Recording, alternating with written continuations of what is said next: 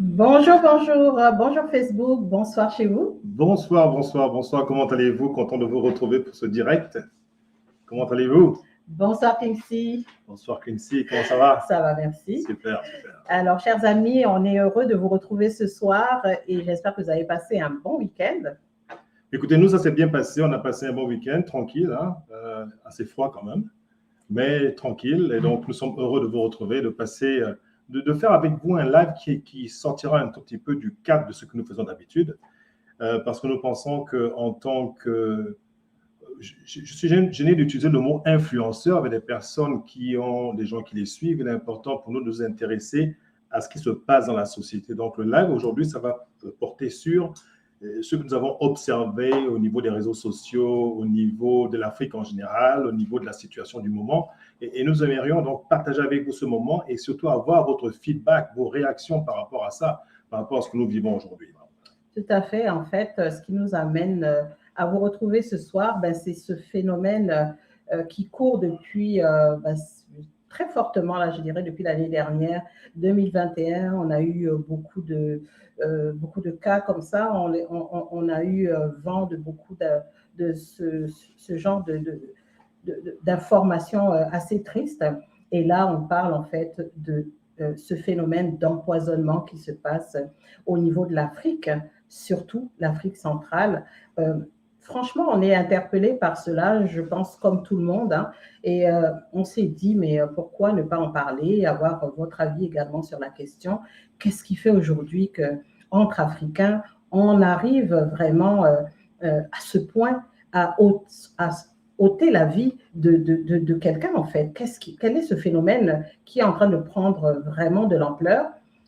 Moi, je trouve même sans impunicité aucune, et ça tend à devenir comme quelque chose de normal, en fait. Le phénomène se passe, l'événement triste se passe, quelqu'un perd la vie, on va en parler pendant quelques semaines, et puis voilà, tout va revenir à la normale, comme si de rien n'était. C'est quand même dommage de voir, d'autant plus que nous, Africains, nous sommes, Coach Carole et moi, nous sommes en faveur de l'unité de l'Afrique, nous sommes en faveur d'une Afrique forte. Et moi, je pense que pour que l'Afrique soit forte, il y a certaines mentalités, certaines façons de faire que nous devons perdre. Il est temps pour nous de passer à une situation où les Africains apprennent plutôt à se connaître, plutôt qu'à poser des actes qui vont les emmener à se détester. Or, nous devons éviter cela. Et ça se voit non seulement au niveau des individus, mais également au niveau des États. Les comportements que l'on voit ne prônent pas l'unification de l'Afrique, l'unification nationale. Et donc, il est important pour nous de relever cela, nous qui avons la possibilité de nous exprimer sur les différentes plateformes. C'est bien beau de parler de coaching, de leadership, mais si derrière, il n'y a pas ce changement de mentalité qui amènera les gens donc, à comprendre le rôle qu'ils ont à jouer en tant qu'individus au sein de la société, ce qu'ils peuvent apporter dans la société, la différence qu'ils peuvent faire dans la vie des gens, je pense qu'on n'arrivera à rien, d'autant plus quand on voit ces événements. Et ce qui nous a vraiment heurté, c'était de voir cette jeune dame qui revient donc des États-Unis, qui vient en Afrique pour son mariage, toute heureuse, et qui malheureusement, 11 jours après des problèmes, après le mariage, donc elle commence à sentir des douleurs au niveau de son ventre, et puis 11 jours plus tard, elle décède. Et c'est ça qui nous a interpellés. On s'est dit, mais c'est pas normal ça. Pourquoi tant de méchanceté? Pourquoi tant de méchanceté, justement? Alors, pas que ce décès est plus comment dirais-je, choquant que ceux qui ont eu lieu avant elle. Pour d'autres personnes, tout au long de l'année 2021, il y a eu beaucoup de cas d'empoisonnement. Le but n'est pas aujourd'hui de revenir sur chacun de ces cas, mais plutôt sur le phénomène en lui-même.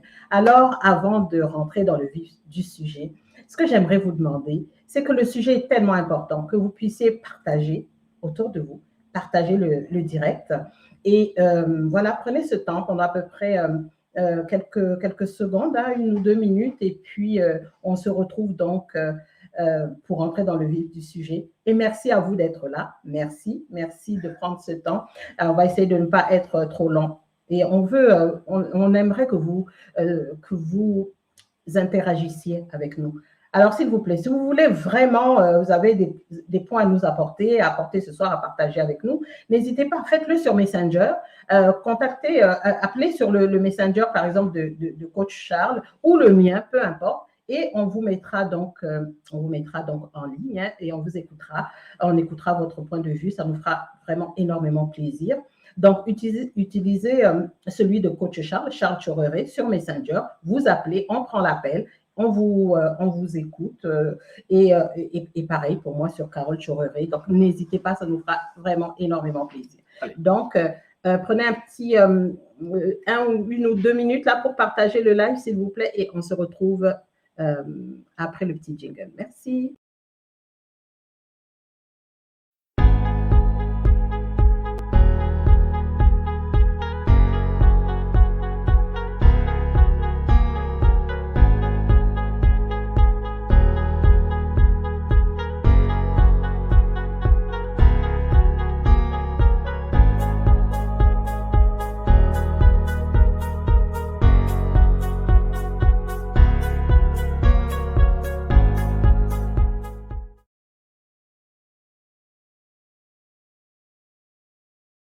Alors, comme nous partageons autour de nous, et puis on se parle là dans quelques minutes.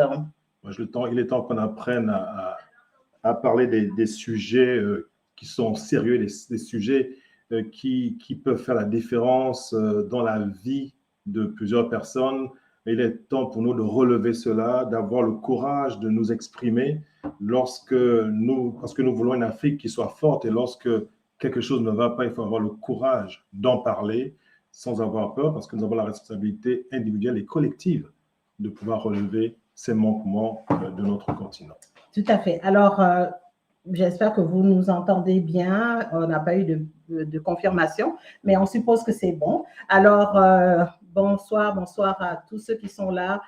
Et puis, c'est pas vraiment établi hein, dans la chronologie des sujets que nous allons développer au fur et à mesure, mais c'est sûr qu'on parle de ce problème qui devient pour moi comme un fléau. Je ne sais pas ce que tu en penses. C'est récurrent, ça. Vraiment récurrent. Depuis l'année dernière, c'est insupportable en fait. Donc, on se demande qu'est-ce qui peut pousser une personne à tant de haine en fait, parce que décider de mettre fin à la vie de quelqu'un, mais qui est-on pour se permettre cela? Et ça se passe surtout au niveau de l'Afrique, évidemment. Donc, il n'y a pas d'impunité. Je veux dire, il n'y a pas d'enquêtes qui sont menées. Et donc, les gens se disent, mais on peut le faire, quoi. C'est facile de mettre fin à la vie à quelqu'un. Finalement, je ne serai pas puni, je ne ferai pas de prison, il n'y a pas de jugement, il n'y a rien qui se passe. En fait, on en parle sur les réseaux sociaux. C'est chaud pendant à peu près 2, 3 semaines, 1 mois. Et après, ça tombe dans les oubliettes et voilà. Et jusqu'à la prochaine victime innocente, cette personne a décidé d'aller faire plaisir à sa famille, à se faire plaisir d'abord. C'est quand même un mariage, c'est quand même un événement heureux dans la vie de quelqu'un.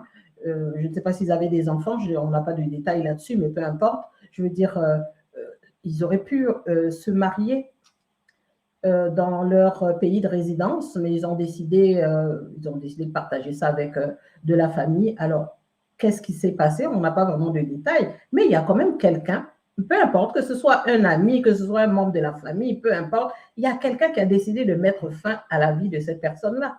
Mais pour quelle raison, en fait? Donc, ce qu'on veut, nous, aujourd'hui, c'est plutôt parler de la haine entre frères, pas de sang, mais entre frères d'un même continent, d'un même pays, voire, et après, à la suite d'une même famille, ou je ne sais pas, mais comment on peut arriver à décider de mettre fin à la vie de quelqu'un? C'est terrible. Ben oui, moi je trouve ça regrettable, parce qu'au-delà de la mort que l'on peut causer hein, par un acte, c'est-à-dire qu'enlever la vie à quelqu'un, il y a même des actes aussi simples que se complaire dans la misère de l'autre, dans la souffrance de l'autre. Et on le voit d'ailleurs aujourd'hui à la situation que nous vivons dans pratiquement tous les pays. On se demande bien, mais quel est cet esprit qui anime certaines personnes pour qu'on en arrive là, où il y a comme cette espèce de langage ou de message unique, il n'y a pas de conversation, de débat contradictoire pour que tout soit mis sur la table, qu'on puisse en parler. Les gens sont beaucoup plus animés par par un esprit que l'on ne comprend pas, un esprit que je qualifierais de démoniaque. C'est ça que je pense qu'il est temps pour nous, en tant qu'Africains, de comprendre où est-ce que nous nous situons dans tout ça. Qu'est-ce que l'on fait déjà au niveau de nos familles, au niveau de nos frères, de nos sœurs, parce qu'on voit des familles également qui sont divisées parce que, pour des raisons diverses, pour des raisons de terrain, raisons d'envie, parce que telle personne a réussi, moi, je n'ai pas réussi. Et c'est ça qui nous emmène, qui nous tire vers le bas. C'est ça qui nous tire vers le bas. Oui, c'est ce qui nous tire vers le bas. Et on se demande finalement la définition de la réussite. Pour l'Africain, c'est quoi en fait? La définition de la réussite, réussir dans sa vie, c'est quoi pour un Africain en fait? On en arrive là. Je veux dire, est-ce que c'est quoi? C'est savoir qu'il y a telle personne qui est en dehors du pays, qui vit à l'étranger. C'est ça la réussite? Est-ce que c'est un membre de ta famille qui a émergé, qui a réussi à émerger parce qu'il a travaillé, ou peu importe de la façon dont il y est arrivé. Mais je veux dire, la réussite, ça part du travail au départ. Alors, est-ce que c'est cette personne qui émerge et qui étonne même certaines personnes, et puis qui finit par créer l'incompréhension, en fait, par rapport à sa réussite? Est-ce que c'est ça qu'on définit? Ah oui, il a réussi. Est-ce que c'est ça? Est-ce que vous savez, cette personne qui a réussi, comment elle est arrivée au point où elle en est? C'est plutôt sous cet angle-là que je veux qu'on partage, en fait, ce soir. Tout à fait. Franchement, la vision, la définition de la réussite. Pourquoi? Qu'est-ce qui crée la jalousie entre familles? Dans les familles, qu'est-ce qui crée la jalousie entre des amis? Qu'est-ce qui peut pousser quelqu'un à ce point, en fait? Exactement. Et justement, tu as lâché le mot, il s'agit de jalousie. Moi, je pense que très souvent, ceux qui apprécient de l'extérieur la soi-disant réussite des autres ne voient que la partie visible de l'iceberg. C'est-à-dire que ceux qui sont en dessous, c'est-à-dire que ceux qui ont emmené cette personne-là à réussir, personne ne sait le travail qui a été mis, les sacrifices qui ont été faits. C'est-à-dire que tout ce qui vient et qui entraîne en fait ce que les gens appellent la réussite. Parce qu'il faut un effort, il faut de la résilience, il faut de la persévérance pour pouvoir arriver à ce point-là. Mais quand on ne voit pas ces aspects-là, on ne se contente que de la partie visible, parce qu'une personne a un véhicule, parce que la personne habite un beau quartier, et puis on commence à juger par rapport à ça, et on ressent de la jalousie. Et quand il y a cette jalousie qui naît en nous, ben, on peut être amené à commettre des choses parfois que l'on peut peut-être regretter après. Mais il faut faire très attention. Et ça se voit très souvent en Afrique, dans de nombreuses familles. C'est pour des raisons parfois triviales, je trouve. Les gens sont emmenés à commettre des actes qui sont regrettables. Tout à fait. Et donc, cette personne qui a fait, cette jeune dame qui a fait le choix donc, de venir célébrer son mariage pour partager ce moment cher et précieux pour elle, je pense que c'est, on dit, le plus beau jour de notre vie quand on se marie, donc le plus beau jour de sa vie, qu'elle a fait le choix de le partager avec sa famille, avec ses amis, plutôt que de le faire je veux dire, en retrait, en couple, en toute simplicité, dans son pays de résidence. Elle arrive et finalement, elle n'y retournera jamais. Bon, si elle a laissé des enfants ou pas, peu importe, mais je veux dire, elle ne rentrera jamais. Donc, elle a fait un aller sans retour alors qu'elle avait un billet aller-retour. Vous comprenez, c'est vraiment quelque chose dont il faut parler, qu'il ne faut pas taire. C'est un phénomène qui est en train vraiment de prendre de l'ampleur. Et ce qu'on veut amener aujourd'hui, nos frères et sœurs, ben, c'est à la conscientisation. Alors, on a peur aujourd'hui lorsqu'on est dans la diaspora, on a peur de rentrer en Afrique à cause de ça. On a peur de rentrer chez nous à cause de ça. On a peur d'arriver sur place et puis d'aller manger chez des amis, chez des parents. On se dit, voilà, on devient méfiant. Et est-ce qu'il faut vraiment qu'on laisse la chose prendre de l'ampleur et faire en sorte que ça devienne comme normal? Je pense que non, il faut vraiment élever nos voix dès maintenant, parce que ça commence vraiment à devenir insupportable en fait. Et moi, je me souviens qu'il fut un temps où, lorsque j'étais plus jeune au Gabon, on allait chez les parents, on aimait ça. Et moi, je me souviens encore que nous avions notre grand-mère. Pour ceux qui me connaissent, ma grand-mère, donc cette grand-mère préparait du manioc. Et pour nous, c'était quelque chose de formidable d'aller aider notre grand-mère à piler ce manioc parce qu'à chaque fois qu'on l'aidait, chacun avait droit à son petit manioc à lui spécial. Mais aujourd'hui, mais personne ne va le faire parce qu'on va dire, mais attends, mais qu'est-ce qu'on va me faire? Parce qu'il y a tellement de méfiance, il y a tellement de situations qui amènent les gens à se méfier de tout. Ça, c'est incroyable. C'est incroyable parce qu'aujourd'hui, il y a tellement de méchanceté, il y a tellement de personnes qui sont envieuses, des personnes qui ne sont pas heureuses pour les autres. Et évidemment, ça entraîne ce genre de situation où on veut, à la limite, arriver au point où on veut éliminer, où on élimine une autre personne. C'est quand même grave, ça. Tout à fait. Alors que si on regarde les Occidentaux, ils ont des familles, c'est-à-dire que ces hommes qui ont réussi dans leur vie, je veux dire, ces hommes d'affaires qui ont réussi, ces femmes d'affaires qui ont réussi, en fait, créent des familles, fondent des familles fortes.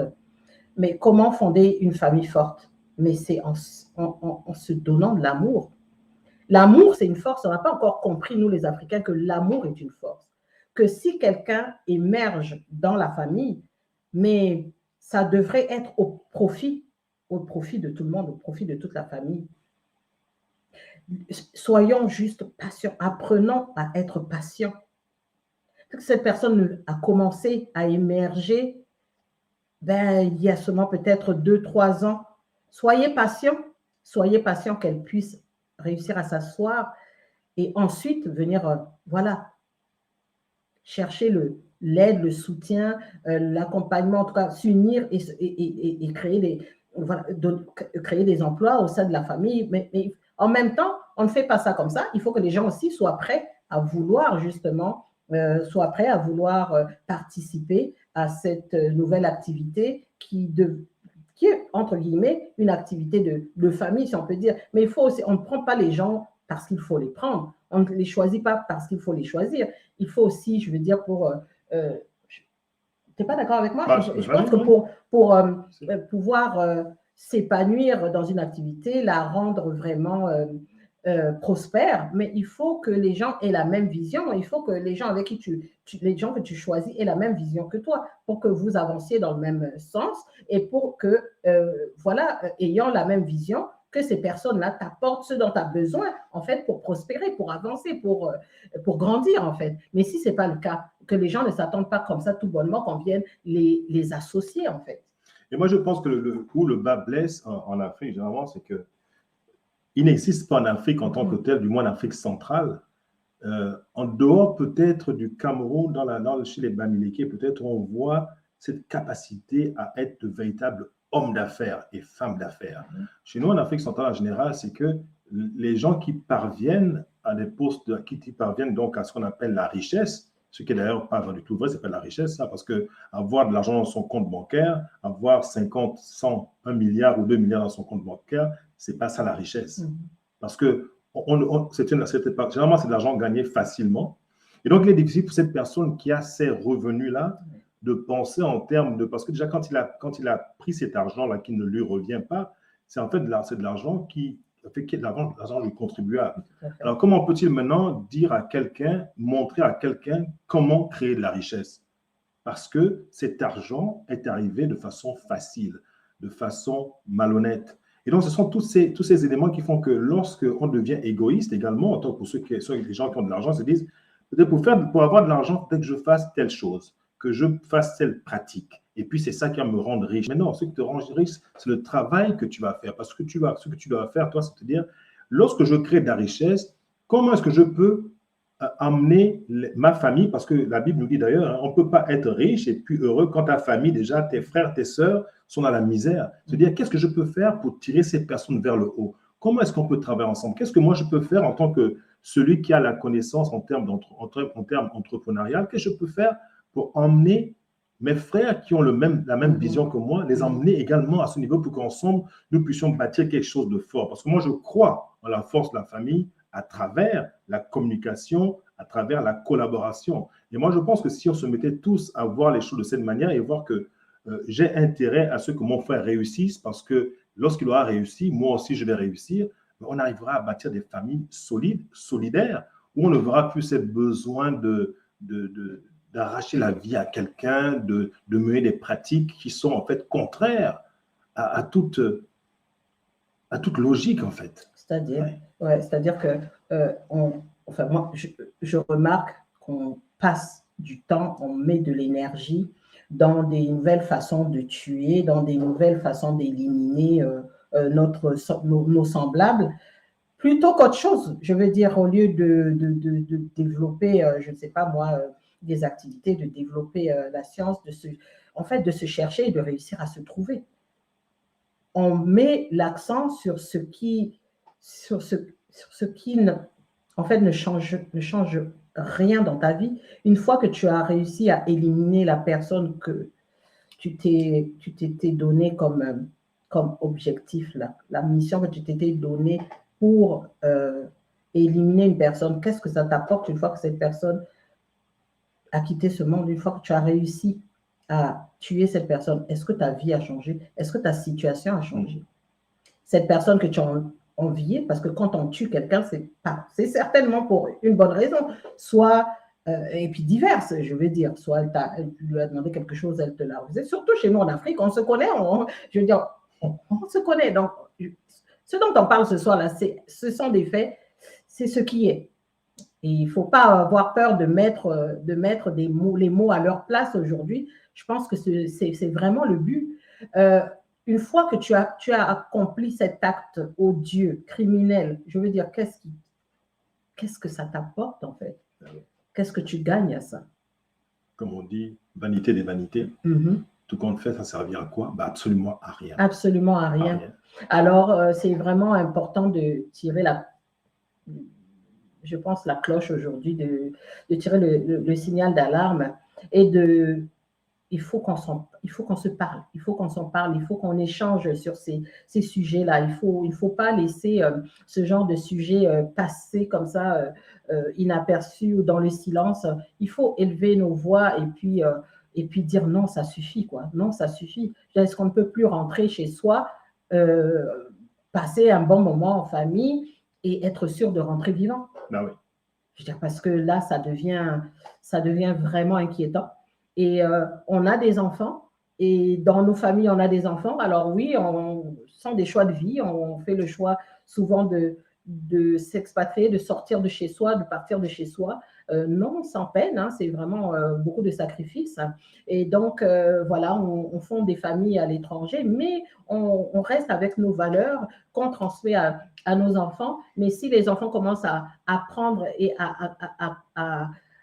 à voir ce qui se passe dans nos pays, mais comment on va les motiver, comment on va les rassurer et leur dire que c'est dans ce cadre-là qu'on a grandi, que ce n'était pas comme ça, que voilà, on peut y aller en toute sécurité.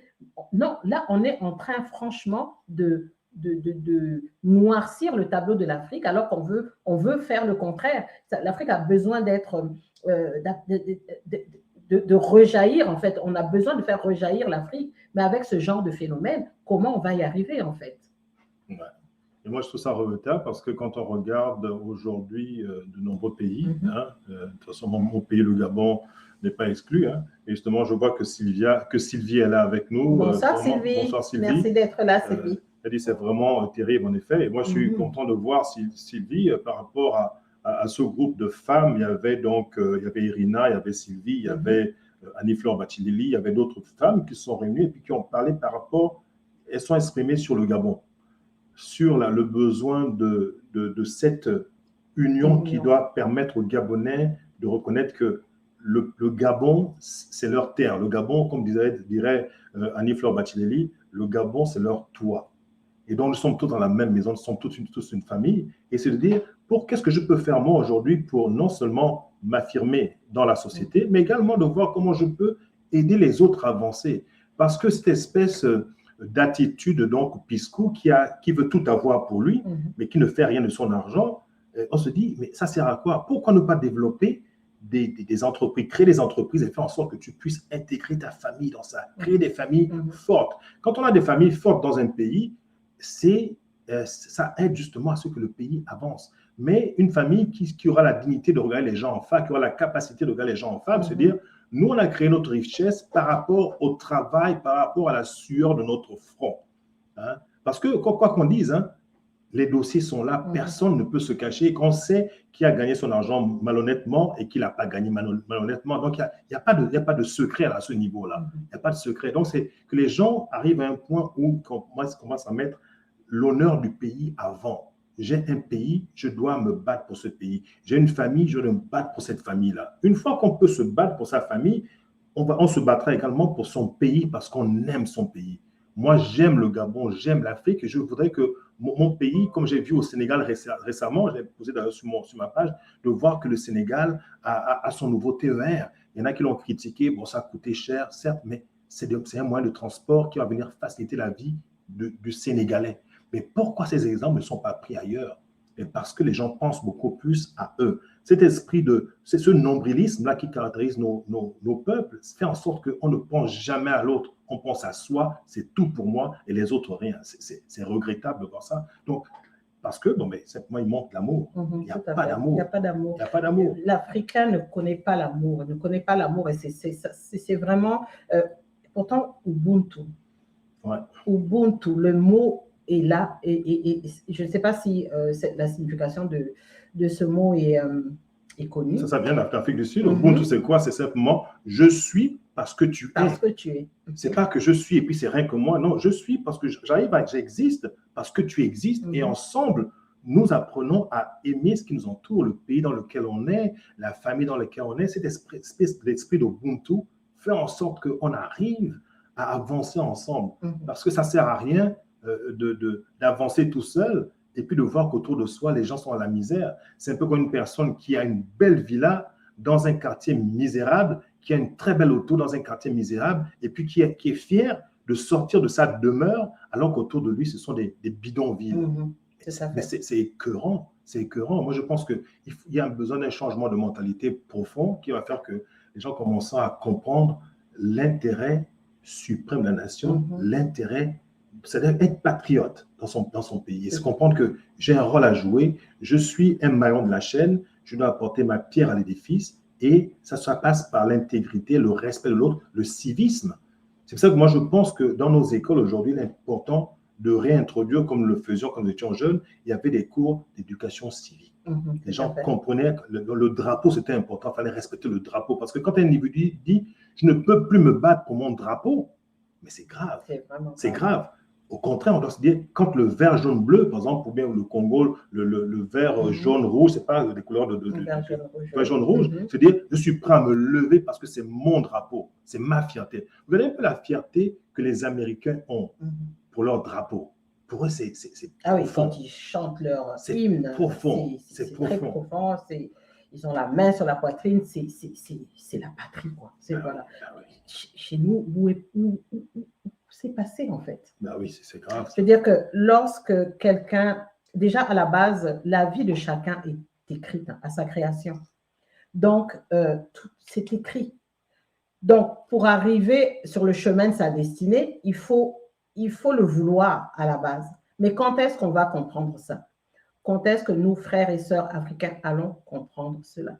En fait, il faut apprendre, qu'on apprenne ou qu'on réapprenne à aimer notre prochain, notre semblable. Tant qu'on ne trouvera pas cet amour-là, on ne percevra pas, on ne maîtrisera pas ce que c'est que l'amour de l'autre, en fait, le problème persistera. Il faut qu'on arrête de regarder comment dirais-je, au nationalisme. Là. Je suis de mon pays, je suis congolais, je suis congolais RDC. Les deux Congos, là, déjà, ça se divise. On ne comprend même pas pourquoi. Je suis camerounais, Il faut parler en termes de je suis africain aujourd'hui. Commençons déjà par ça. Changeons notre mindset, changeons notre façon de voir les choses. Pourquoi être jaloux de quelqu'un qui s'en sort, alors que la personne qui s'en sort, qui se bat pour s'en sortir, dans sa tête, c'est forcément pour amener avec elle ceux qui sont derrière elle, ceux qui sont autour d'elle, parce qu'on ne peut rien seul. Mais si quand tu te lances dans quelque chose, tu veux essayer de t'en sortir en pensant à ceux qui sont autour de toi. Mais si ceux qui sont autour de toi ne le sentent pas, ne le voient pas, ne sont pas patients, mais ils vont s'éloigner de toi et tu te retrouveras seul sur ce chemin. Alors, qu'est-ce qu'il faut faire? Est-ce qu'il faut que tu recules parce que ces personnes-là n'ont pas ta vision, ne comprennent pas? Et pourtant, ils ont du potentiel en eux que tu veux les amener à faire sortir. Tu veux les amener, toi, dans ce que tu as pu découvrir pour toi-même. Tu veux le partager autour de toi et tu veux amener les troupes avec toi. Parce que c'est ça. En fait, le leadership, là, tout le monde est doté de ça. Mais il faut avoir maintenant, il faut avoir le discernement pour pouvoir découvrir cela et et ça prend de l'amour. Si tu n'as pas d'amour, tu ne sauras pas regarder aux autres. Tu vas vouloir avancer, tu vas vouloir protéger ce que tu as, tu vas vouloir le garder pour toi-même sans penser aux autres. Tu vas vouloir avancer dans l'égoïsme et ça ne te mènera à nulle part. Mais quand tu as envie de faire ça, mais il faut que les gens qui sont autour de toi puissent comprendre et être patients et se dire, surtout s'ils te connaissent vraiment, mais se dire, oui, j'attends ou je me rapproche de la personne pour pouvoir moi aussi, faire quelque chose de moi. Enfin, je veux dire, échanger simplement, la communication, l'amour. Je pense que l'Africain n'a pas encore maîtrisé cela. Ce que les Occidentaux ont découvert depuis belle lurette, là, et c'est pour ça qu'on voit des grandes familles solides. Comme l'a dit coach Charles, en fait, en Afrique, on n'a pas de famille solide, vraiment. Quand quelqu'un a de l'argent, ben, soit il a eu en travaillant, soit il a eu par les moyens que nous connaissons. Mais donc, c'est ça. Mais il n'y a pas de famille solide genre de génération en génération, de familles qui ont avancé, qui ont grandi, qui ont évolué. Il n'y en a pas beaucoup. Ouais. Ça, on va les trouver plutôt peut-être dans les pays africains anglophones, peut-être. Eux, ils ont cette mentalité-là. Mais franchement, chez les francophones, on est encore loin du compte, on est encore loin de ça. Et moi, je pense que l'élément important ici, c'est la famille. D'ailleurs, Sylvie le dit ici, l'éducation à l'amour du prochain est indispensable et cela se fait par l'exemple, effectivement. Mm-hmm. Moi, je pense que tout commence par la famille. Une société forte, généralement, a des familles fortes. Mm-hmm. C'est ça qui fait une société. Parce qu'en fait, comme je disais la dernière fois lors d'un dernier live, c'est que la famille, en fait, est le microcosme de la société. Quand on voit des familles où les gens sont intègres, les gens ont l'amour les uns pour les autres, ces gens-là qui ont cet amour ne pourront que transmettre ce même amour autour d'eux quand ils vont dans la société. Parce qu'on ne peut pas donner quelque chose que l'on n'a pas. Donc, il est important que les familles soient fortes, que les pères jouent leur rôle. C'est très important. Parce qu'un homme, ce n'est pas comme une personne qui va simplement faire des enfants et puis ensuite, on ne s'en occupe pas. Les enfants ont besoin d'avoir cette autorité maternelle et paternelle qui fait que ça leur permet d'avancer. Une chose également qui est certaine, c'est quand on parle de famille forte ici, ce n'est pas en termes d'argent. Ce n'est pas du tout en termes pécuniaires, c'est en termes de quelles sont les valeurs que tu inculques à tes enfants. Qu'est-ce que tu fais? Mon père me disait une chose, c'est que dans la vie, il faut être ambitieux. Il n'a jamais dit qu'il faut avoir beaucoup d'argent, il faut être ambitieux. Il faut savoir ce que tu veux, il faut avoir une vision. Et sur la base de ta vision, tu sais que voici ma vision. Et tant que cette vision ne vient pas empiéter sur la liberté des autres, c'est parfait, tu peux avancer. Et quand on est dans une famille où les gens ont cette vision, ils savent qu'ils ont quelque chose à apporter, en se disant toujours, quel est mon rôle? Quel est le rôle que je peux jouer dans la société? Et se dire également, est-ce que je suis capable, moi, de me mettre devant un miroir et faire l'exercice du miroir, me dire, mais qu'est-ce que je vois dans ce miroir? Est-ce que je suis une personne intègre? C'est faire un peu son autocritique. Ça commence par ça, se nettoyer soi-même, faire son introspection et puis être capable de dire, voici où je peux changer. Mais quand on refuse de faire cet exercice, c'est qu'on veut rester dans la médiocrité et on n'avance pas du tout. Aujourd'hui, il y a trop de médiocrité dans nos sociétés. Il est temps pour nous de prendre conscience que nous avons un rôle à jouer et que les jeunes qui nous suivent, ils ont besoin de modèles.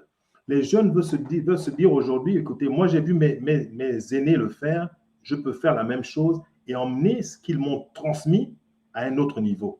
Et je prends souvent l'exemple de la course du relais de 4 fois 100 mètres, où le témoin que l'on passe au prochain coureur, c'est ça qui détermine en fait la course. Ce n'est pas la course elle-même, c'est la technique qu'on utilise pour passer le bâton.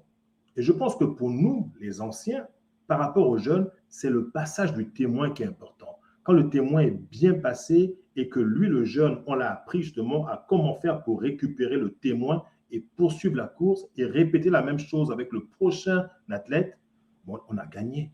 Ça fait.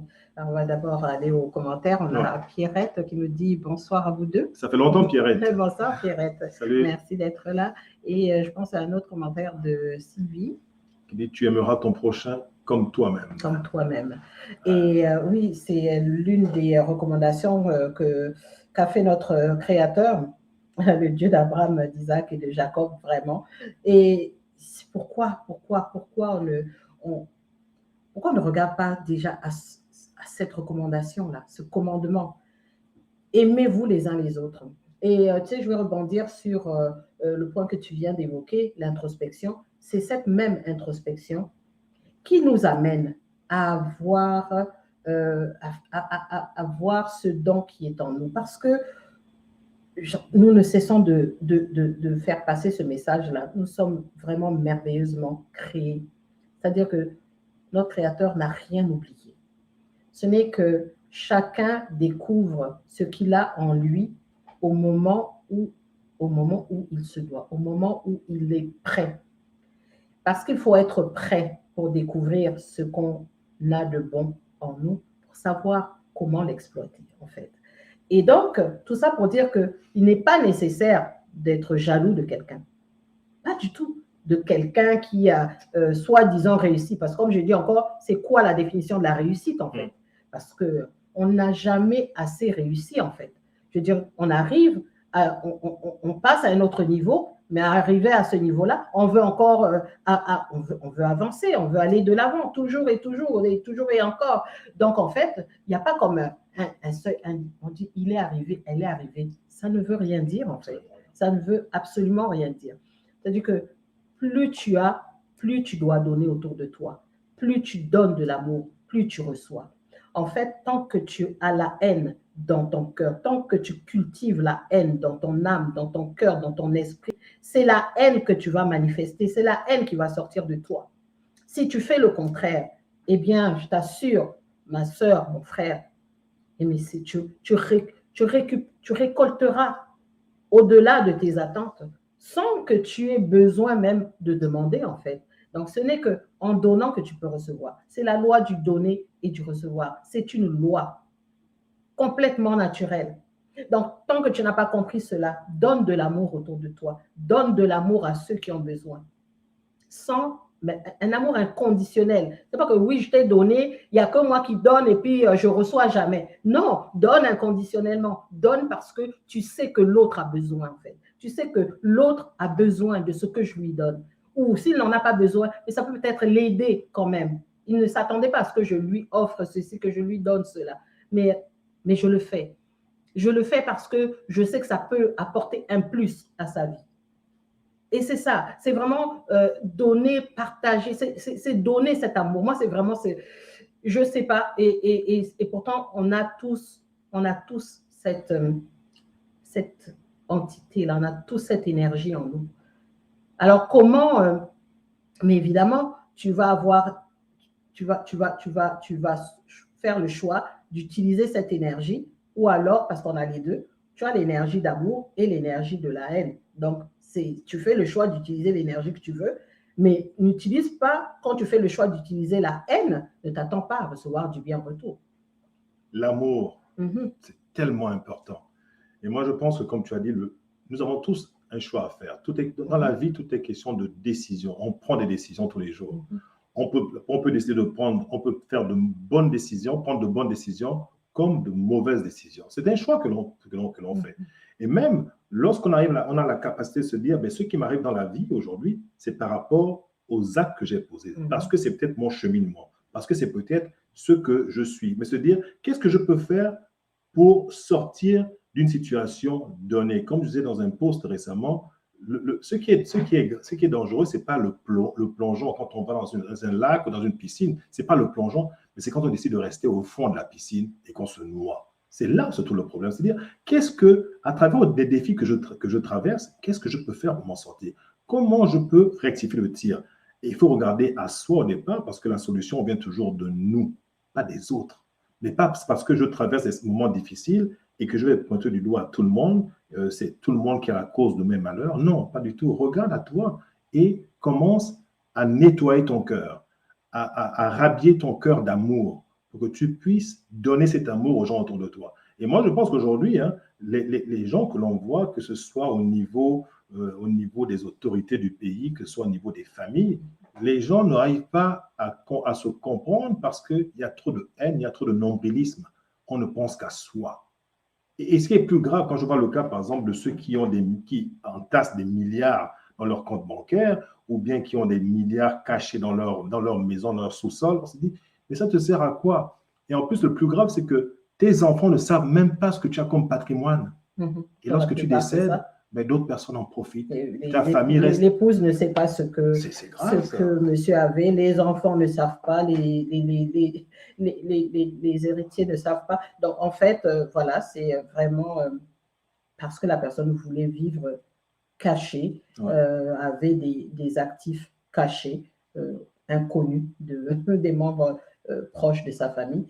Et il y en a beaucoup comme ça, en fait. Et ce qui est plus grave encore, c'est que ces personnes, généralement, commettent l'erreur de mettre cet argent comme ça, gagné malhonnêtement dans des comptes, dans des paradis fiscaux. Ça signifie que lorsqu'ils décèdent, les enfants n'ont pas non seulement accès à cet argent, mais cet argent reste dans ces banques étrangères et ça sert en fait à l'économie de ces différents pays-là. Mais tout à fait, parce que dans le fond, tu signes une décharge, tu t'engages à ce que, en cas de décès, de disparition, ou même au cas où tu te ferais, par exemple, attrapé par ton gouvernement, en fait, tu fais le choix, tu signes, quand tu ouvres ce compte dans les paradis fiscaux, à léguer carrément cet argent-là au pays dans lequel tu as ouvert ton compte, en fait. Donc, c'est vraiment, c'est très consciemment là, que ces gens-là le font, en fait, par égoïsme. Voilà, c'est tout. Imaginons un scénario tout simple. Vous êtes dans votre maison. Souvenez-vous d'une chose, tout à l'heure, quand on parlait de votre pays, c'est votre toit. Donc, c'est votre maison. En ce moment, je suis dans ma maison. OK? J'ai quelque part, c'est pas moi, un petit 10 000 francs, on va parler en termes de CFA ici. J'ai 10 000 ou bien peut-être 1 million de francs CFA quelque part qui va servir à faire fonctionner ma maison.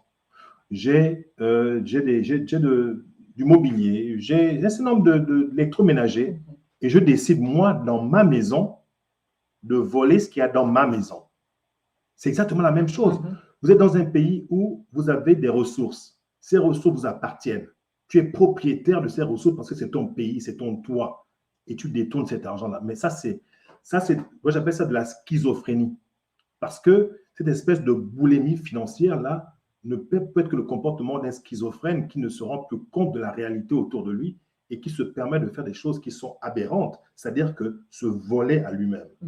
Et c'est dingue. C'est un peu comme la personne une personne assise sur une branche et qui est en train de scier la branche sur laquelle elle est assise parce qu'il veut descendre de l'arbre. C'est-à-dire qu'il veut descendre de l'arbre et puis ici la branche sur laquelle il est assis. Mais c'est une aberration. Et si ces personnes prenaient le temps avec un peu de recul en se disant, écoute, mais quand je le fais, c'est quoi? Parce que le Gabon, l'hymne national du Gabon le dit bien, l'hymne national du Gabon, si les Gabonais, parce que je parle du Gabon parce que je suis du Gabon, si les Gabonais prennent le temps d'écouter l'hymne national, je pense que, et je félicite ici donc Irina, Sylvie et les autres qui ont mis en avant l'hymne national du Gabon pour rappeler aux Gabonais que l'hymne national, c'est plus fort que tout. Là.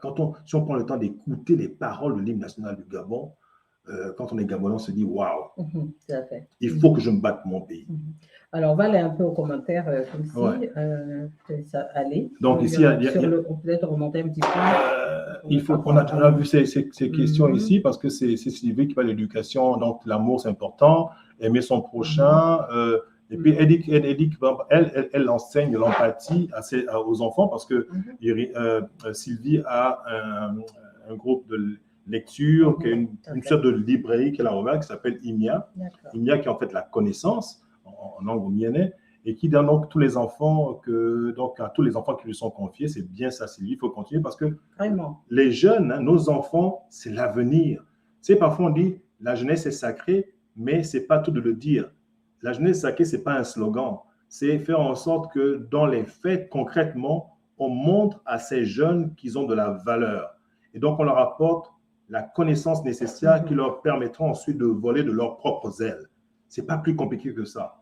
Et donc, on a également Charles ici, qui est notre neveu, qui dit ici, coucou, bonsoir. Bonsoir, bonsoir à vous. Sainte soirée. Merci beaucoup, Charles. Et puis, Sylvie dit que moi, c'est l'égoïsme. C'est l'égoïsme. C'est ça que tout à l'heure, je parlais de nombrilisme, où les gens ne pensent qu'à eux. C'est moi qui dois avoir ça. Et puis, par exemple, lorsqu'on a, par exemple, on détourne dans une société et puis on crée comme autour de soi les membres de sa famille qui doivent bénéficier de tout. Qu'il y ait un poste budgétaire à donner, on attend que ce soit un membre de sa famille, on peut donner ça au plus méritant. Mais c'est ça qui tue nos pays. Et moi, je pense que quand on se comporte de cette manière, ça fait l'affaire des puissances occidentales qui, pour elles aiment bien qu'on soit dans ces situations-là, même quand ça se met l'aide au développement, mais il n'y a pas d'aide au développement. Au contraire, se dire, mais pour que ces personnes-là continuent à se battre entre elles, qu'elles restent dans cette espèce de flou artistique où ils ne sont pas capables de se prendre en charge, et ça fait leur affaire parce qu'ils viennent maintenant comme les pompiers pour éteindre le feu. Au contraire, sous des conditions qui sont parfois drastiques. Est-ce qu'on veut vraiment vivre comme ça? Est-ce qu'on n'est pas capable de se prendre en charge en commençant par nos familles, en commençant par les papas qui jouent leur rôle de père de famille et qui savent qu'ils ont un rôle à jouer parce que le papa, c'est le chef spirituel de la famille. Et là, à côté de lui, donc, son aide. Quand je dis aide, ici, ce n'est pas en termes de sa ménagère, mais cette personne qui vient donc compléter le rôle du père. Et ensemble, ils font avancer la famille. Donc, la notion de famille doit être, je crois on doit réapprendre aux gens à comprendre l'importance de la famille. C'est bien beau de faire des enfants, mais il faut être capable de s'en occuper. Que les enfants se disent, voici ce que je faisais avec mon papa. Parce que moi, aujourd'hui, je peux aujourd'hui me dire, je sais ce que je faisais avec mon père. Quand il avait sa Vespa à l'époque, pour ceux qui connaissent Libreville, où il y a Topaz aujourd'hui, c'était notre première maison, c'était une maison en planche, on habitait là. Papa avait une Vespa, on partait au foot. Au révérend Père Lefebvre, on allait regarder les matchs de foot et puis on parlait de ça, on partait à la pêche ensemble. Donc, je peux dire, je me souviens de ce que je faisais avec mon père. Les enfants ont besoin de ces points de repère là. Quand les enfants n'ont pas de repère, ils sont perdus. Ayez cette habitude aussi lorsque vous motivez les enfants, de leur parler avec de leur donner communiquer avec eux avec des paroles vraiment marquantes en fait. Moi, je sais que jusqu'aujourd'hui, j'avais peut-être, j'étais au lycée en fait, en préparation du bac et tout ça. Je sais que mon père n'arrêtait pas m'a toujours souvent répété la persévérance. Ma fille finit par payer dans tout ce que je faisais, un petit peu les premiers boulots, les études. Et c'est une parole aujourd'hui qui, je pense, qui m'a accompagnée en fait, qui m'a accompagnée. J'ai ma maman qui me disait toujours, ma fille, tu peux perdre tout sauf ta dignité. Ce sont des paroles que vous entendez quand vous êtes jeune, mais avec du recul, quand vous prenez de l'âge, vous dites, quand vous arrivez à un certain point, vous dites, ben oui, mais effectivement, ces paroles-là m'ont suivi et ce sont ces mots-là qui font de moi la personne que je suis aujourd'hui, en fait. Donc, c'est vraiment de la même façon que nous avons reçu cela, mais il faut que nous soyons capables aujourd'hui de transmettre cela, de parler comme ça à nos enfants. Je pense que c'est ça qui fera demain les enfants et les hommes et les femmes équilibrés de demain. Je pense qu'il faut vraiment sensibiliser, conscientiser nos enfants du mieux qu'on peut, en fait, pour leur donner, les mettre sur des bonnes béquilles, en fait. C'est vraiment c'est le mieux qu'on puisse faire. Développons l'amour, c'est très important, comprenons-le. C'est pas, tu sais, il est possible, la capacité que l'être humain a de se redéfinir, de se remettre en question. Il est possible pour tout individu qui le veut de se remettre en question par rapport à une certaine ligne de conduite qu'il avait. Se dire, voici comment j'ai opéré, qu'est-ce que je peux modifier dans ma façon de faire. Donc, nous avons tous la possibilité, chaque jour que Dieu fait, quand on se lève le matin, de remettre le compteur à zéro et de repartir. Quand une nouvelle année arrive, c'est l'occasion de se dire, écoute, 2021, ça a été ça pour moi. Quand on avait fait le bilan de 2000, on a fait un passage en revue de ce qu'on a fait en 2021, c'est dire, qu'est-ce qu'on veut faire de différemment en 2022. Et toujours avec la perspective de se dire, qu'est-ce que je peux faire moi, quel acte je peux poser qui va impacter la vie d'une personne, qui va faire que cette personne se dise, j'avais entendu Charles ou Carole dire cette chose et ça m'a aidé. C'est très important de se dire Quand je pose un acte, ce n'est pas pour moi, c'est se dire qu'est-ce que je peux faire pour impacter la vie de quelqu'un. Et je disais encore dans un post récemment, c'est que le plus important, ce n'est pas ce que l'on emmène, ce que l'on porte avec soi quand on quitte ce monde, c'est ce que l'on laisse derrière. Comment est-ce que l'on se souvient de toi? Et comment est-ce que tu veux que les gens se souviennent de toi?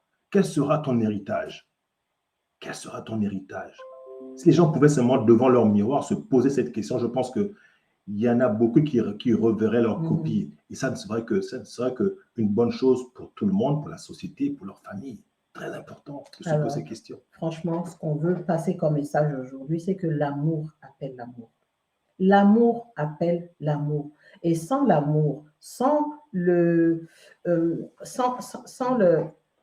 partage, sans ces deux qui sont les deux fondations, la force d'un être humain, c'est vraiment ça. Tant qu'on n'a pas compris ça, eh ben, on tourne en rond, en fait. On est là à errer, on se demande si on est venu sur cette terre pour accompagner quelqu'un, accompagner les autres, alors que nous avons les deux en nous. C'est de faire le choix de cet amour-là, d'utiliser cette énergie qui est une puissance. Et il faut que les Africains aujourd'hui, parce que ce phénomène-là, c'est vraiment l'Afrique. On ne voit pas sur les réseaux sociaux des Occidentaux ou quoi venir nous parler de ce genre de choses-là. C'est quand même curieux. Ouais, non. On passe des heures sur les réseaux sociaux. Ce n'est toujours que dans les pays d'Afrique. Et les débats sont d'une platitude. D'une bassesse, là, c'est effroyable.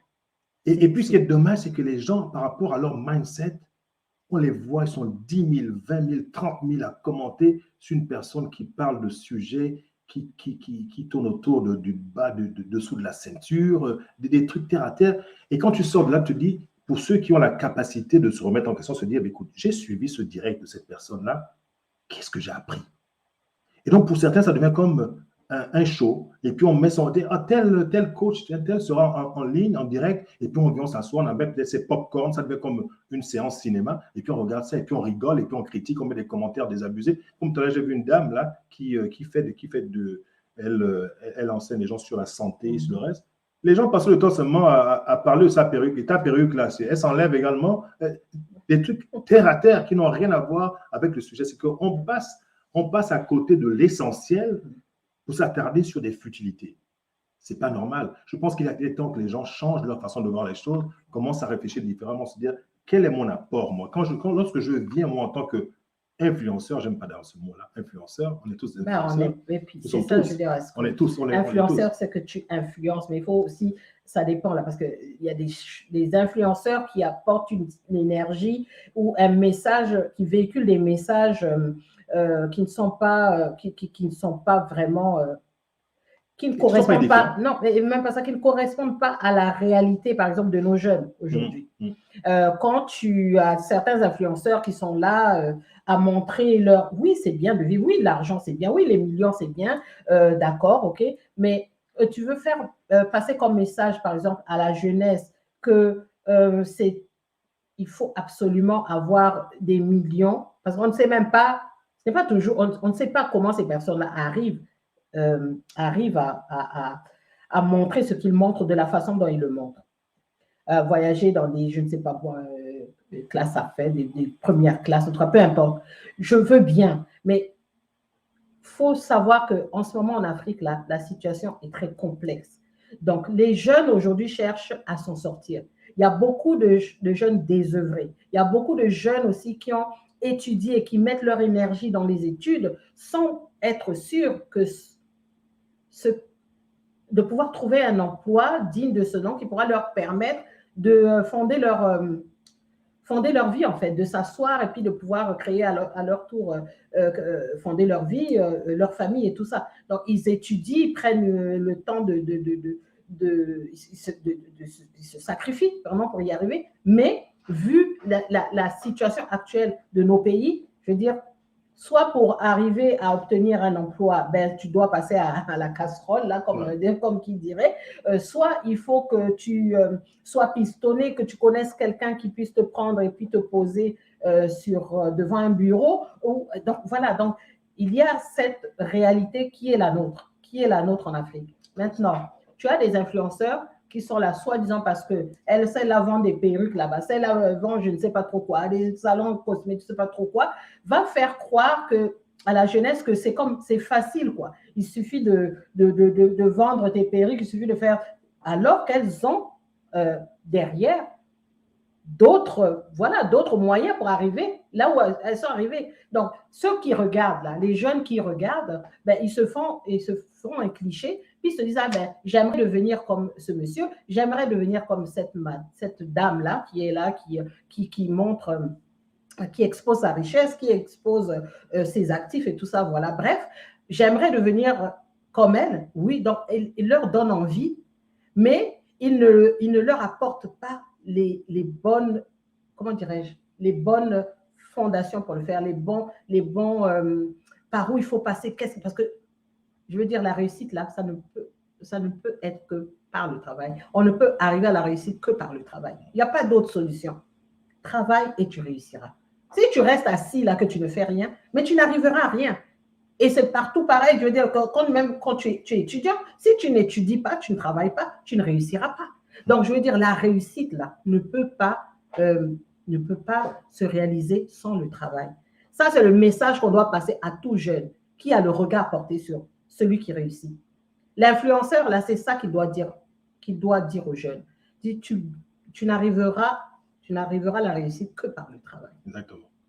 Trouve ce qui te ressemble, trouve ce qui peut te faire vibrer, pense-y, prépare-toi à cela et fonce. Et après, va chercher l'information dont tu as besoin, entoure-toi des gens qui sont passés déjà par là avant toi, et puis tu réussiras.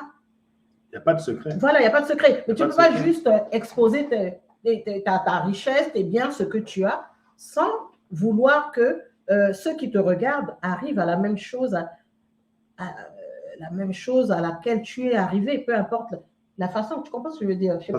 Une fois de plus, c'est cette espèce de comportement ostentatoire qui fait que on veut se faire remarquer, on veut montrer on veut donner l'impression qu'on est arrivé, alors qu'au fond, c'est pas vrai. C'est pas vrai. Ça. Parce qu'il est important d'expliquer aux jeunes, comme tu disais, que le travail, c'est ça qui paye. Parce qu'un jeune qui on se fait comprendre que c'est facile de se faire de l'argent, il va chercher la facilité pour le faire. La facilité, c'est ça. Et on le voit aujourd'hui pour certains jeunes qui sont parfois en dans des situations compliquées parce que ces jeunes avaient peut-être un talent, voulaient s'exprimer, mais des adultes qui étaient supposés leur servir d'exemple les emmènent dans la déroute, dans des situations qui deviennent compliquées pour le restant de leur vie. Parce que parfois, lorsque l'on blesse un enfant, on ne se rend pas compte que cette blessure-là restera gravée éternellement en ce jeune-là. Il y aura toujours cette blessure qui va revenir. Et ce qu'on oublie également, c'est que ces enfants-là vont grandir un jour. Tu lui as fait mal aujourd'hui, mais toi, tu es en train de vieillir. Cet enfant va grandir. Et puis un jour, tu ne sais pas du tout comment il va réagir par rapport à toi lorsqu'il te verra. Et je donne un exemple tout simple. Je me souviens que lorsque j'ai passé mon bac à l'époque, j'avais besoin d'une bourse d'études. À l'époque, il y avait le directeur général de l'époque, c'était là, je ne citerai pas de nom. Et au Gabon, pour avoir une bourse d'études à l'époque, c'était compliqué. Il fallait passer aux bourses et au stage, il fallait essayer de rencontrer le directeur général des bourses et stages. Et puis, je me rappelle que le monsieur est sorti de son bureau et je l'ai suivi. Je lui ai dit, monsieur, s'il vous plaît, il m'a dit, et pourquoi vous me suivez comme un chien comme ça? Et moi, jeune de 11 ans, 12 ans qui était là, j'ai été profondément blessé. Mais cette personne qui m'a sorti ça là, elle ne s'en souvient peut-être plus parce qu'il y a tellement de personnes autour d'elle, mais moi, je m'en souviens et je connais encore cette personne-là qui vit encore aujourd'hui. Vous comprenez que lorsqu'on fait mal à quelqu'un, vous ne savez jamais à quel point cette personne sera blessée et comment cette personne pourrait réagir plus tard. Là encore, c'est un exemple peut-être trivial, mais un enfant qui a été abusé, un enfant qui a été harcelé, on va savoir ce que c'est, la blessure que vous blessez en cet enfant-là. Et tout ça, encore, ça revient à cette espèce d'égoïsme que l'on a, Tout, c'est nous. On veut tout avoir au détriment d'un enfant, un innocent. Mais c'est terrible, ça. Alors, on va aller aux commentaires. Avant ça, on va juste vous rappeler que vous pouvez appeler sur nos lignes via Messenger, appeler Coach Charles Choreret, ou sur mon Messenger, Carole Choreret, si vous voulez vous exprimer. Et puis, on vous écoutera. C'est ce qu'on a suggéré au début du direct. Donc, on a donc des appels ici. Donc, on a Corinne qui est là, qui nous a rejoint. Bonsoir Corinne. Qui est en Angleterre. Bonjour, comment vas-tu Corinne? Content de t'avoir sur le direct. On a Merci d'être là. Karine Mambunzo. Mabunzo, Karine, bonsoir voilà. Karine. Donc, le gros problème en Afrique centrale, c'est la jalousie, effectivement. Effectivement, Karine, c'est ça. On a C'est Prévu qui est en RDC, à Kinshasa. Bonsoir ma chérie, merci d'être là. Coucou papa et maman, comment vas-tu? J'espère que C'est Prévu, c'est une jeune fille, elle a quoi dans la vingtaine? Elle a 22 ans. Elle a 22 ans, exactement, mais qui a décidé de s'occuper des enfants de la rue à Kinshasa. Des enfants de la rue, voilà. Des orphelins. Des orphelins. Elle est étudiante, elle n'a aucun soutien financier, elle n'a aucun soutien, aucune subvention gouvernementale, mais elle a décidé pour elle, ce n'est pas un sacrifice, c'est un don de soi qu'elle a décidé de faire pour les enfants qui ont besoin, pour son prochain. Elle avait 13 ans, écoutez-moi bien, 13 ans, c'était une adolescente lorsqu'elle a récupéré son premier orphelin. Aujourd'hui, elle s'occupe de 13 enfants, vraiment, toute seule. Et quand je dis elle s'occupe, c'est qu'elle prend soin d'eux, elle les scolarise et elle les soigne. Donc, c'est vraiment une maman. C'est la maman de 13 enfants à 22 ans qu'elle a récupéré donc soit dans la rue, soit abandonnée par leur famille. Et c'est prévu, voilà, si elle n'avait pas l'amour en elle, si elle n'avait pas, je le dis tout le temps, si C'est Prévu n'avait pas l'amour en elle, elle ne ferait pas ce qu'elle fait aujourd'hui. C'est une très belle jeune fille. Elle aurait très bien pu passer sa vie à faire autre chose, mais non. À partir de 13 ans, elle a eu cet appel. Et je pense que c'est vraiment la mission pour laquelle elle est sur cette terre. Je le lui dis toujours. Je suis tombée sur C'est Prévu au mois de septembre seulement. Comme ça, en étant sur les réseaux sociaux et en tombant sur une vidéo, parce qu'elle a été approchée par TV5 Afrique et elle a été interviewée. Et ça m'a interpellée. J'ai fait la démarche d'aller vers elle. Je voulais savoir comment elle en était arrivée là, en fait. Tellement j'ai été époustouflée, en fait, par cette première vidéo. Je l'ai partagée avec Coach Charles. Et puis, je lui ai dit, il faut que je trouve cette demoiselle. Il faut vraiment que je la trouve. Et j'aimerais savoir comment elle est arrivée à faire ça, en fait. Et donc, aujourd'hui, on a tellement d'admiration pour cette jeune fille. Et je sais que, en tout cas, ce Dieu-là que nous, on prie, là, ce Dieu qu'on connaît, là, on lui demande vraiment de ne jamais... Et on le sait, il garde son regard sur elle. C'est vraiment une grande dame, je veux dire. 22 ans, j'ai beaucoup de respect pour cette jeune fille-là. 22 ans, on a énormément de respect et d'admiration pour ce qu'elle fait. Vraiment que Dieu te bénisse, maman, C'est Prévu. Merci. Et elle prend ses enfants, c'est vraiment comme les siens. En fait, l'idéologie qu'il y a derrière l'œuvre de C'est Prévu, eh bien, c'est de faire grandir ces enfants comme des enfants normaux, les accompagner afin que ces enfants demain deviennent des femmes et des hommes qui auront des souvenirs, en fait. Elle les emmène en pique-nique, elle les sort, elle les emmène dans des parcs d'attractions, elle leur a organisé un Noël vraiment digne de ce nom, elle les emmène au restaurant, elle leur apprend, elle va dans les moindres détails, apprendre à ses enfants à savoir se tenir à table, parce qu'un jour, ils seront des hommes, des femmes posés, elle veut qu'ils soient capables et qu'ils sachent se tenir à table, par exemple, avec des bonnes manières. Ça, franchement, ce sont des jeunes qu'on doit porter, à qui on doit donner de la visibilité. Je veux dire, en tout cas, pour notre part, Coach Charles et moi, tant qu'on le pourra, on apportera notre humble contribution à cette œuvre-là, Mais voilà, c'est le genre de choses qu'il faut faire. C'est ça, être quelqu'un de public.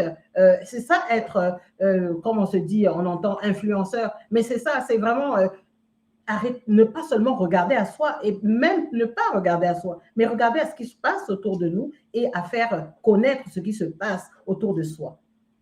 Et donner de la visibilité à ce genre de personnes encore et encore est vraiment nécessaire, parce qu'en fait, on ne donne pas de la visibilité. Ce n'est pas à ces prévus que nous donnons de la visibilité, mais c'est à ceux qui viennent derrière elle, autour d'elle.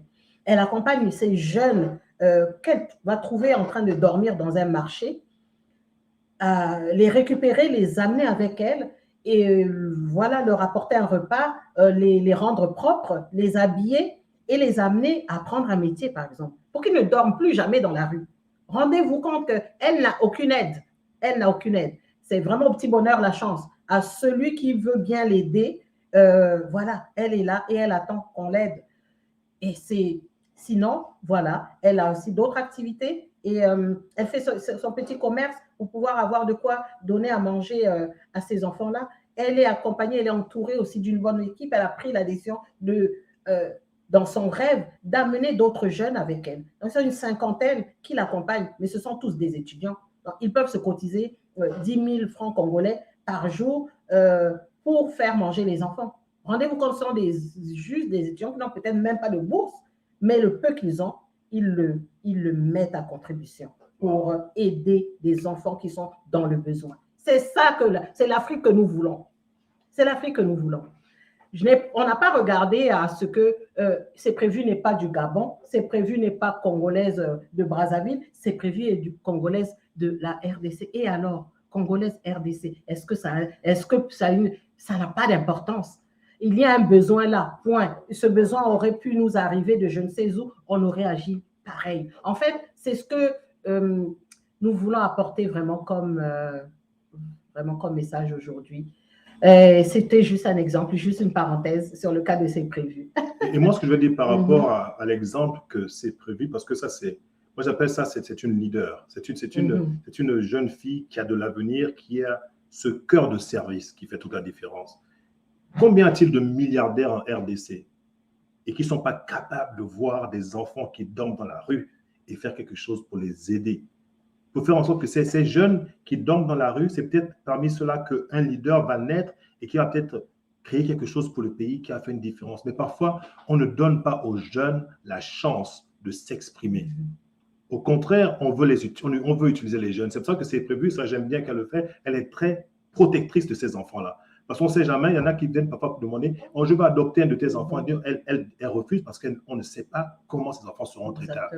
Donc, il est important pour nous là, qui ont là, un peu de visibilité, qui ont la capacité de faire la différence dans la vie d'une personne à la fois, se dire qu'est-ce que je peux faire pour changer la vie de quelqu'un?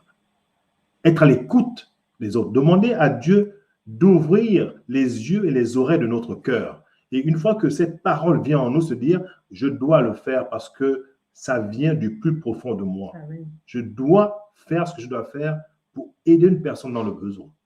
C'est ça le plus important. C'est ça qui fait la différence dans la vie des gens. Alors, que Dieu te bénisse abondamment. C'est prévu. Et je suis certaine que Dieu mettra toujours sur ton chemin et près de toi les personnes dont tu as besoin pour avancer et grandir. Et je sais que tu as beaucoup de projets, tu as vraiment beaucoup d'ambition, mais vraiment... on est vraiment admiratif. Vraiment. On a Corinne qui dit ceci, exactement, le favoritisme au détriment de la valorisation du mérite. Effectivement, on a perdu cette notion de mérite, c'est-à-dire qu'on encourage beaucoup plus la médiocrité que le mérite. Ce qui est dommage. Et donc, quand nos jeunes voient ça, parce que moi, je n'arrêterai jamais de prendre exemple sur les enfants, parce que les enfants, quand ils voient ça autour d'eux, ils se disent mais c'est comme ça que l'on fait. Parce que nos aînés le font. Nos papas, nos mamans le font, mais nous, on fera pareil, puisque c'est ça la voie à suivre. Le témoin que l'on passe pour cette course de la vie, c'est très important de savoir quel genre de témoin on passe à l'autre personne, à la personne qui est en face de nous, et puis ce sont les enfants.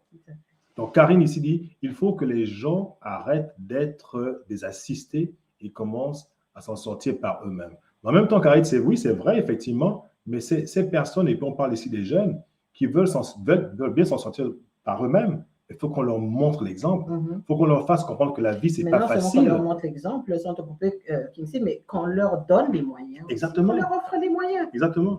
Leur montrer que voici comment on fait pour réussir, mais de façon propre, de façon claire, de façon transparente. Et ces jeunes vont se dire, mais voici, donc la vie, ce n'est pas la facilité. Et ces jeunes auront la capacité de voler de leurs propres ailes parce qu'on aura créé les fondations nécessaires pour eux de pouvoir s'exprimer et d'être de bons citoyens. Or, si on ne le fait pas, mais c'est dommage. Et donc, à Karine Kinesma, il dit également, c'est prévu qu'il dit que l'amour l'emporte. Effectivement, c'est prévu, effectivement, l'amour, c'est tout. Hein. C'est une force, c'est un pouvoir. C'est-à-dire que quand on voit toutes les valeurs qu'on a, ce qui reste, c'est l'amour. L'amour, c'est le plus important. L'amour, c'est ce qui fait vibrer ce monde. Mais en même temps, on a aussi la médiocrité, la méchanceté qui essaie également de lutter avec cet amour que les gens essaient d'apporter les uns aux autres. Mais il faut être persévérant. Très important. Et Corinne dit ceci, la plupart des influenceurs ne montrent pas la face cachée de l'iceberg à leurs followers. Uniquement uniquement une réussite un peu folklorique, bourrée d'artifices, encore que la réussite n'est pas que financière. Effectivement. Et c'est Ivan qui dit admirable jeune fille. Effectivement. C'est prévu, pour ceux qui ont vu, qui la voient sur ce live, si vous voulez communiquer avec elle, si vous pouvez lui envoyer une demande d'amitié, faites-le, n'hésitez surtout pas. C'est prévu. Émile aussi là, de toutes les façons, vous devez la voir, puisque vous êtes sur le direct, vous allez la voir, vous pouvez lui envoyer une demande d'amitié sur son compte. Bon, donc, Sylvain dit, écoutez, merci, partagez ses coordonnées. Donc, ce qu'on va faire, on mettra les coordonnées de ces prévus donc, au niveau des commentaires. Donc, on va les mettre ici. Ben, c'est prévu. Je vais déjà juste écrire au moins son nom. Vous pourrez la retrouver sur Facebook et elle vous dira comment en fait la joindre pour comment dirais-je, pour pouvoir lui faire un don si vous en éprouvez le besoin et si vous avez la possibilité. Alors, je vais mettre mes lunettes. Oui. Je cherche à écrire en fait son nom au moins. Tu veux ce que tu vas faire, c'est masquer ça. Et puis tu vas faire edit ici. Tu vas super, merci. Donc, il est important pour nous de comprendre cela parce que, vous savez, dans la vie, quand on parle nous sommes tous des anges potentiels. C'est-à-dire que Dieu tu utilises toi qui me regardes, m'utilises moi, utilise Coach Carole pour changer la vie d'autres personnes. Parce que lorsque Dieu nous donne, il aurait pu donner cela à quelqu'un d'autre. Mais lorsqu'il nous donne, qu'est-ce que nous faisons de ce que nous recevons? Est-ce que nous avons la capacité d'aller changer la vie de quelqu'un d'autre, de faire la différence dans sa vie et apprendre à cette personne également à pêcher plutôt que de lui apporter simplement le poisson, lui apprendre également à pêcher pour qu'elle ensuite puisse également apprendre à pêcher à quelqu'un d'autre. C'est ça en fait le but de la vie. Partage de la connaissance. Quand tu reçois cette connaissance, tu l'amènes à un autre niveau en fonction de tes propres couleurs, de ta perception de la vie. Tu amènes ça à un autre niveau pour influencer quelqu'un d'autre. Voilà. Donc, Jacques-Xavier, les coordonnées de C'est prévu qui défilent donc sur l'écran. Oui, alors vous pouvez la contacter donc via Messenger. Elle répondra. Et c'est vraiment sous ce nom que vous la trouverez sur Facebook. N'hésitez pas, toute forme d'aide est la bienvenue. Il n'y a pas de petite aide. Toute contribution est vraiment la bienvenue et que Dieu vous bénisse d'avance pour ce que vous pouvez faire pour ses enfants et pour ses prévus. Merci d'avance. Et donc, il y a aussi Corinne qui nous dit donc une jeune fille très inspirante, effectivement. Et puis Pierrette qui nous dit c'est très touchant ce que cette jeune fille fait. Merci, c'est prévu. Que Dieu te bénisse abondamment. Merci. Et puisqu'on est là, je veux dire, je peux partager avec vous, entre autres, pour ceux qui la découvrent, là aujourd'hui on en parle, j'ai une vidéo ici que je peux partager avec vous justement qui parle de ces prévus. Je pense que c'est une bonne occasion. Ouais. On va faire un petit arrêt là, un petit arrêt sur cette vidéo pour vous que vous découvriez qui est cette jeune fille formidable. Allez, c'est prévu. C'est parti. C'est pour des moments comme celui-là que C'est prévu Louzila, 20 ans, a choisi de dédier sa vie aux enfants abandonnés. En 2017, cette étudiante en droit a fondé un orphelinat, la Maison des Anges. Vous allez bien? Oui. Top là. Les autres sont où, amis? Ils sont parmi là. 3 fois par semaine, elle rend visite aux 10 pensionnaires. On va voir les lits alors. On va voir qui a fait son lit, qui n'a pas fait. Rangement des chambres, allure, conduite, c'est prévu est attentive aux moindres détails. Mais après l'inspection, la maman prend le temps d'échanger en tête-à-tête avec chaque enfant. Un moment indispensable pour Paul, abandonné par sa mère dans un marché de Kinshasa. Ici, nous dormons dans de bonnes conditions. Nous sommes à l'aise. Je suis très content de commencer à étudier à la rentrée scolaire prochaine. Plus tard, nous aussi, nous prendrons soin des orphelins. C'est à l'âge de 13 ans que C'est Prévu découvre sa vocation. À cette époque, elle convainc même sa mère de loger un enfant des rues dans la maison familiale. Depuis que je suis toute petite, je suis passionnée par les autres. Je partais à l'école et je voyais que les autres enfants de mon âge avaient beaucoup de difficultés. Moi, j'avais un sac, j'avais des cahiers, j'avais tout ce qu'il faut, mais les autres n'en avaient pas forcément. Et ça m'inquiétait. Une sensibilité à fleur de peau que la jeune femme a conservée. J'ai très mal pour eux parce qu'ils n'ont rien demandé. Paul, par exemple, il n'a pas demandé assez que sa propre mère lui laisse dans la rue. Et ça me fait très mal. Jusqu'aujourd'hui, j'en pleure parce que j'arrive pas encore à digérer. Bien que reconnue par l'État congolais, la Maison des Anges ne reçoit aucun financement du gouvernement. C'est Prévu et ses amis cotisent chaque semaine 1000 francs congolais, soit environ 40 centimes d'euros, pour s'occuper des orphelins. C'est un peu ma contribution pour bâtir un Congo très fort. On ne peut pas avoir un Congo fort avec les enfants dans la rue, non. Mais si j'ai pu ramener un enfant par an ou 2, moi ça me va. Si elle obtient sa licence de droit, C'est Prévu espère un jour passer le concours de la magistrature pour défendre les droits de tous les enfants.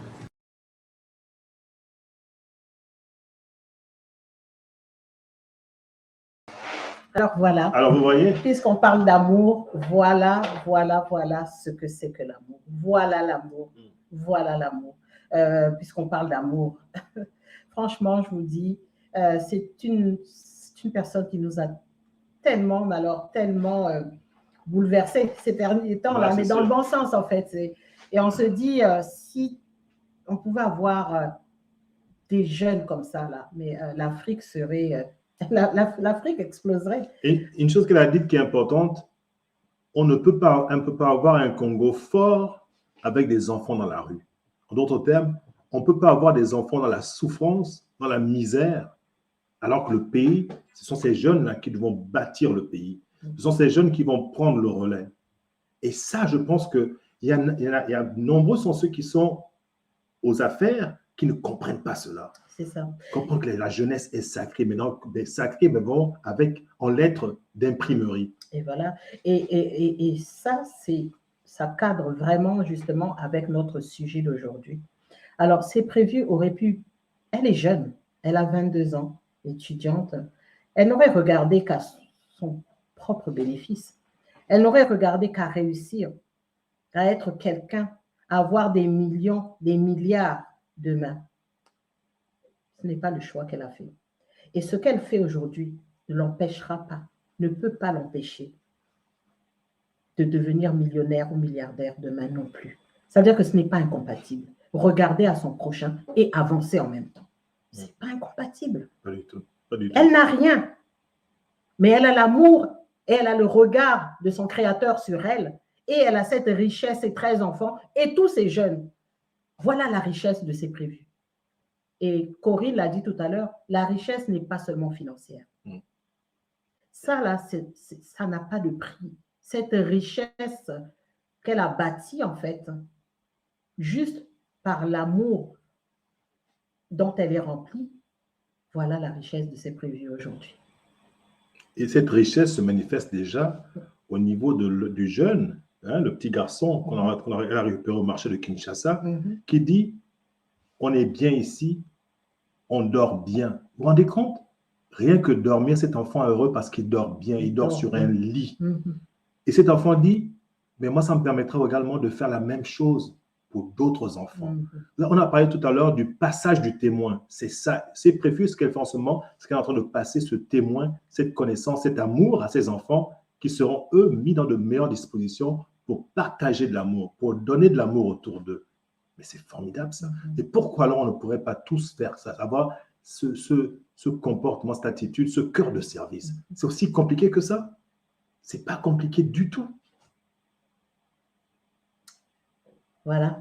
Je pense qu'il n'y a pas de mots, il n'y a pas grand-chose à dire. Je pense que là, c'est vraiment un très bel exemple. D'ailleurs, Dieu est bon, hein? Merci. Merci de nous avoir amené. C'est prévu sur le direct. Je pense que là, ça résume pas mal tout ce qu'on a voulu se dire aujourd'hui. Tout à fait. Tout à fait. Je pense qu'il y a peut-être d'autres commentaires. Je crois qu'il y a bravo, c'est prévu. Donc, il y a Karine qui dit bravo, c'est prévu. Il y a Pierrette qui dit waouh. Pierrette Alonda qui dit waouh. Il y a aussi Sylvie qui dit waouh également. Donc, voilà. Donc, c'est ça. C'est qu'on doit multiplier ce genre d'action. On voit ce que Sylvie fait pour les enfants, à Port-Gentil avec Imia, apprendre aux enfants à l'amour de la lecture. C'est très important. Parce qu'on ne sait jamais l'acte que l'on pose là par rapport à un enfant. On ne sait jamais jusqu'où ça va amener cet enfant-là. Donner une chance aux enfants, donner une chance à cette jeunesse qui doit être sacrée, mais sacrée au vrai sens du terme. Ce n'est pas simplement des paroles jetées en l'air. Pourquoi c'est si compliqué de le faire? Pourquoi on n'arrive pas à le faire? Pourquoi ne pas avoir ce cœur de service qui va faire en sorte qu'on puisse s'occuper de son prochain? Et surtout quand ce prochain concerne les jeunes, les enfants, l'avenir de nos pays. Pourquoi? Alors, vraiment, je pense qu'on a pris beaucoup de votre temps ce soir. Je ne sais pas si… Bonsoir, Karine. Bonsoir, Karine. Bonsoir, ma chérie. Merci d'être là. Je ne sais pas s'il y a d'autres interventions de votre côté. Mais ce qu'on voulait donc vraiment souligner ce soir, c'est ça. Arrêtons de nous regarder d'un mauvais œil, en fait, hein, entre frères et sœurs d'un même continent. Comprenons que l'amour est une énergie qu'on a tous en soi et on a également la haine comme énergie et il suffit de faire le bon choix pour pouvoir accéder au bonheur en fait. Donc, on arrivera ainsi à ne plus avoir besoin de jalouser notre prochain, d'envier notre prochain. Ce n'est vraiment pas nécessaire. Il y a à boire et à manger pour tout le monde. Il y a à boire et à manger pour tout le monde. C'est de la façon dont il faut maintenant penser, réfléchir, faire fonctionner nos cerveaux différemment en fait. Et laisser parler notre cœur, laisser parler notre âme. Et le reste suit. C'est vraiment pour moi le message que je veux passer. Quand je vois cet exemple-là, cette jeune fille qui n'est partie de rien, qui n'a rien au niveau financier, mais c'est avec son amour. Elle a créé toute une richesse avec son amour. Ouais. Pour moi, là, je me dis, mais demain, ces enfants-là ne pourront que porter c'est leur maman. C'est leur maman. C'est elle qui leur aura appris les bases fondamentales, donc pour grandir, pour être formés, pour être éduqués, c'est leur maman. Elle a déjà 13 enfants qui demain, franchement, la porteront en fait et la récompenseront pour ce qu'elle aura réussi à faire d'eux, certainement. Je n'ai aucun doute là-dessus. Donc, elle a déjà bâti sa richesse. Eh oui. C'est prévu, tu as déjà bâti ta richesse, maman. Vraiment. Et nous t'encourageons et nous te félicitons et nous demandons simplement vraiment que Dieu soit bon et juste et qu'il soit au quotidien vraiment présent sur ta situation. Amen. Et Corinne dit ici, grand merci à C'est Prévu. Merci, comme Sylvie dit, seront tous des C'est Prévu. Serons-le, ouais, c'est vrai. Oui. Ouais. Donc, merci Corinne qui dit merci pour votre amour. Merci beaucoup Karine pour Karine, tout. Merci. Et puis Corinne qui dit donc un grand merci à C'est Prévu et à Sylvie. Parce que soutenons nos enfants, donnons-leur une chance. Ils ne demandent que ça. Les enfants sont à la recherche d'un modèle, un point de référence. Et soyons ces points de référence pour nos enfants. Pour qu'ils puissent au moins se dire, oui, je l'ai appris de mes aînés, et c'est pour ça que je le fais. Parce que j'ai eu des gens qui ont posé des actes qui m'ont permis de grandir. Pas des gens qui ont posé des actes qui m'ont emmené à la débauche. Pour les jeunes filles qu'on utilise, c'est révoltant ça. C'est révoltant. Et je pense que quand on est ce qu'on appelle influenceur, on ne peut pas rester indifférent à ce genre de situation. Il faut se lever et parler parce que quelqu'un qui ne se lève pas et qui voit qu'il y a de l'injustice autour de lui, cette personne-là qui ne se lève pas, c'est qu'elle est un peu comme complice de ce qui se passe. Il est important de s'exprimer, de dire ce que l'on pense et d'amener les gens tout doucement à changer, à revoir leur copie et se dire il n'est jamais trop tard pour rectifier le tir. Mais seulement, il faut le vouloir. La vie n'est qu'une question de décision, de choix que nous faisons. Faisons le bon choix.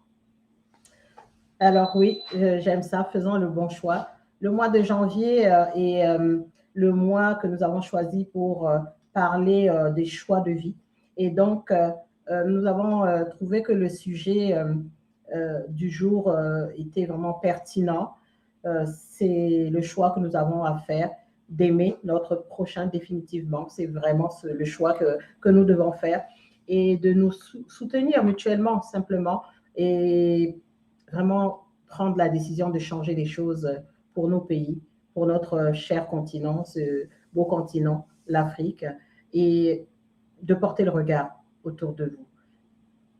Qu'on apprenne à regarder ce qu'il faut voir, ce qu'il faut vraiment regarder. On est là, on passe des heures sur les réseaux sociaux. Apprenons à avoir du recul et aussi à savoir se poser sur, avoir ce discernement-là, savoir s'arrêter sur ce qui est pertinent, s'arrêter sur ce qui doit nous vraiment retenir l'attention, ce qui peut capter notre attention, ce qui doit nous faire amener à contribuer pour l'essor de quelqu'un d'autre, pour l'émergence de quelqu'un d'autre. Vraiment, ça ne prend pas des millions, mais au moins juste le don de soi. Juste le don, offrir le don de soi. Je pense que c'est vraiment la recommandation que nous pouvons faire fraternellement ce soir, avec beaucoup d'humilité. Mais franchement, il faut aujourd'hui parler de tout ce qui se passe, de ce mal-être-là qui est vraiment profond dans ces personnes-là qui n'ont encore pas compris que la haine, la méchanceté ne mène à rien. Le mal que tu fais, tu le payes ici-bas. Donc, mais en attendant, tu fais des veuves, tu fais des orphelins gratuitement, sans fondement en fait, et il est temps vraiment que ça s'arrête. Vraiment, ne laissons pas ce fléau prendre davantage d'ampleur. L'Afrique est un paradis. Moi, je dis, l'Afrique, c'est un paradis sur Terre. Mais ce paradis sur Terre ne deviendra une réalité que lorsque les enfants de l'Afrique se sentiront bien dans le continent, se sentiront bien chez eux. Il n'est pas admissible que quelqu'un vienne de l'extérieur et voit ce paradis, mais que nous, enfants de l'Afrique, ne puissions pas vivre cela. L'Afrique, un peu pour moi, c'est comme une maman qui pleure depuis des siècles et qui attend que ses enfants viennent essuyer ses larmes. Elle attend que ses enfants, des enfants de valeur, viennent vers elle pour dire « Maman, arrête de pleurer ». C'est ça que nous devons faire pour l'Afrique. Et je pense que lorsqu'on prendra conscience de ça, l'autre continent va décoller. On ne verra plus les frontières arbitraires qui nous séparent. On commencera à voir le voisin, celui qui est au Cameroun, qui est au Gabon, qui est au Congo, qui est au Sénégal, comme un frère. Parce que nous commencerons à comprendre que nous sommes en fait issus de la même origine. Les sources sont les mêmes. Nous sommes un peuple, comprenons-le, et surtout, prenons soin de nos enfants, parce que les enfants, c'est l'avenir. L'avenir de demain, vraiment, c'est l'avenir, c'est l'avenir. Donc, nous sommes vraiment très, très, très heureux d'avoir eu votre participation ce soir. Merci d'avoir été là. Il se fait tard, on va vous laisser vous coucher. Nous vous souhaitons donc une très bonne nuit sous la protection divine et surtout une très, très bonne semaine. Alors, j'espère que ce message avec tous les échanges que nous avons eus tout au long de ce direct parleront à quelqu'un aujourd'hui. Vraiment, c'est avec beaucoup de plaisir que nous avons partagé ce moment avec vous. Merci beaucoup. Merci. Et à la prochaine. À bientôt. Bye bye.